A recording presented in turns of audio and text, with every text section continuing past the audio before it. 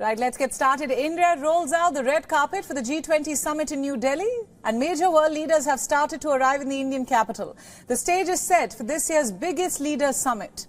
For one, Japanese Prime Minister Fumio Kishida, British Prime Minister Rishi Sunak, and the Bangladeshi Prime Minister Sheikh Hasina are the latest world leaders to have touched down in New Delhi.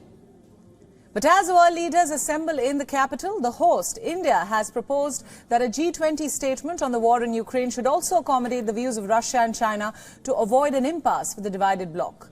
According to sources, India has proposed that in the G20 statement, while condemning the suffering caused by Russia's invasion, it should also reflect Moscow and Beijing's view that the forum is not the place for geopolitics.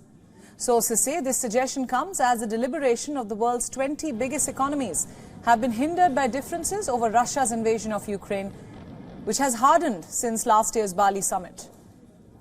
Western countries want a strong condemnation as a condition for agreeing to a Delhi declaration. While Russian Foreign Minister Sergei Lavrov, who will attend the meet instead of President Vladimir Putin, has said that Moscow will block the final declaration if it does not reflect its stand. Moreover, according to the Kremlin, Russian President Vladimir Putin is not planning to make a video address at the upcoming G20 summit. Meanwhile, India's Prime Minister Narendra Modi, who has sought to use India's leadership of the G20 to showcase its emergence as a global power with an ability to forge unity on big global issues, and that is why the declaration is seen as an important step for the meet. The Delhi meeting aims to produce a joint statement, as it would be a first in the G20 summit's history, which will potentially raise questions about the group's viability. US President Joe Biden will hold bilateral with India's Prime Minister Narendra Modi on September the 8th.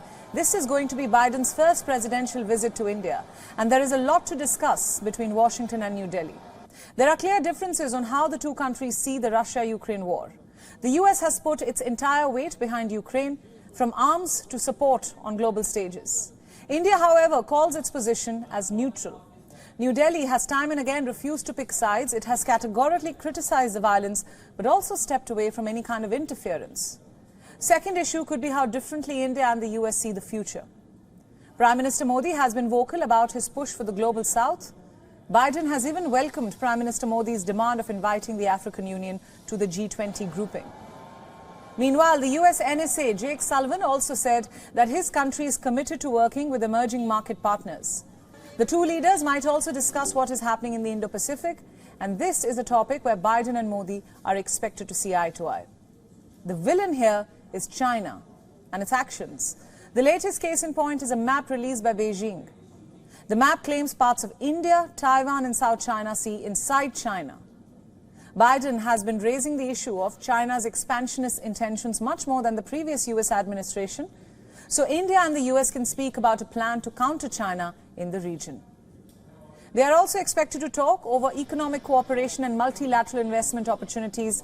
Over the years, New Delhi and Washington have found an isolated space of diplomacy, where even with changing geopolitics, bilateral engagements have continued to foster. And this meeting in New Delhi is expected to be an extension of that.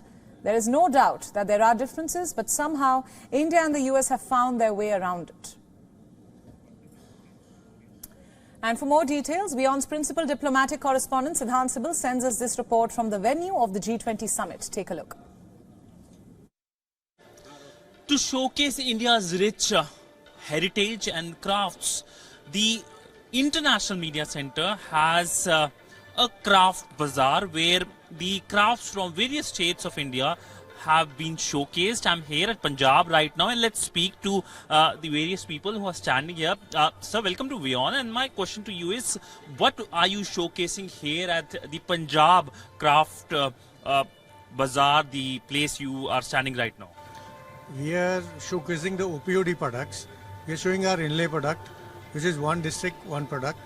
We are showing our Tatera work in the brass, and we are showing our toys in Punjab, which are made in Mohali. Further, we have, you can see on the back side, Padam Shri awardee is giving the live demonstration. She is 2021 awardee. You can see the inlay work is there. The Jutti traditional you can see over there. The inlay work is this side, and the toys from the Punjab are this side. We are all showing the products which are basically belong to Punjab, and they are specifically from Punjab.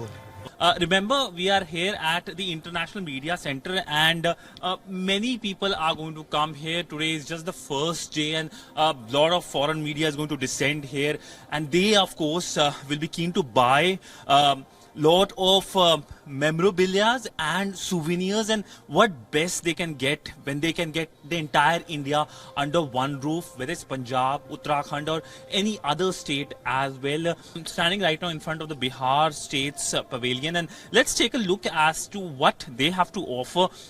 There you can see the best of Bihar has been put forward, and let's speak to the many people who are here. So if you can talk about what is being showcased here at this pavilion.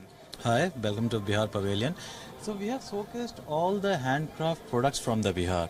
So it's one of the provinces in India, and whatever our artisans practice, and we have showcased it. So we have from textile to bamboo, from terracotta to paintings. So we have dolls, we have sikki, we have everything over here. The focus essentially remains as to how the foreign delegates can see a best of India, a mini India here in Delhi, and they can of course easily buy as well. Remember that when it comes to India and India's tourism potential, it is well known across the world, and India of course not only hosting the world's leader is also trying to put the best foot forward in terms of its culture, in terms of its cuisine, and in terms of how India will be presenting in front of the world at a time when the world leaders are here in Delhi. With video journalist Sanjeet Siddhansibal for WION in New Delhi. WION World is now available in your country. Download the app now and get all the news updates on the move.